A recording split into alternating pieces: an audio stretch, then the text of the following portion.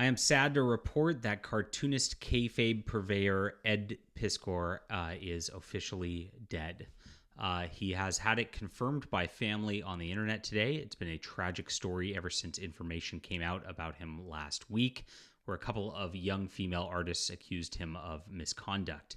Now, this escalated very quickly through the comic book industry to the point where his purveyor with him, Jim Rugg, canceled him the other day. That seems to be really the turning point where things got dark for Ed Piskor. He wrote a very long message this morning, which we covered in an earlier video, threatening to do exactly this and name some names in the comic book industry, including Ramon Villalobos and Alex DeCampi, who are two known Whisper Network individuals who thrive off of cancel culture, who have built their entire careers in comic books off of using their sort of woke Whisper Network to torch and destroy people's careers to prop themselves up, among others who are vicious in those circles as well. Now, the internet's just starting to react to what happened here. We, of course, feel for Ed Piskor, his family, and we're keeping his family in our prayers. I told everybody to pray for him this morning, and sadly, of course, we know that he has now taken his own life. All right, let's get into this news just real quick. My name's John Delarose. I'm the editor-in-chief of FandomPulse.com, which is your best source for comic book news. And I urge you to hit the like and subscribe button and join us here as we talk about the culture. Usually we'll have a little more interesting of topics, or I'd say less sad of topics than this today, but this is what we have to go on at the moment. And this is what we got. So here's what he posted this morning. This was 10 hours ago as of the recording of this video. I'm helpless against a mob of this magnitude. Please share my side of things. Sayonara. In this, he addresses the allegations and downplays exactly what was happening there. And he talks a lot about Jim Rugg and how, of course, what Jim Rugg posted on here really hurt him. On top of that, he named some names and said, I hope you enjoy this and you've got your pound of flesh, who we've mentioned already, before going off on his last wishes and how he wants his family taken care of with his business going on here. Now, this was confirmed later by his sister, who posted this to Facebook. It's with the most broken heart that I share. My big brother Ed has passed away today. Please keep our family in your prayers. This is the hardest thing we've ever had to go through. Once this got posted, the internet started to react to this, including a bunch of comic professionals and different YouTubers.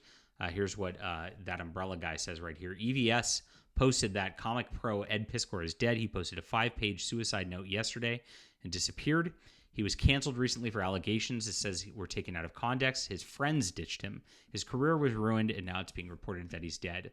This is what allegations do to men. They take everything from jump, is what he says. And a lot of different reactions here. Rest in peace, says Akira the Dawn. Nerdrotic says, not April Fool's. Comic creator Ed Piskor has taken his own life. It's been confirmed. Flash goes far enough to say Ramon Villalobos and Alex DeCampi are the main reason he's dead, and posts their pictures so that everybody has a reminder of what goes on here.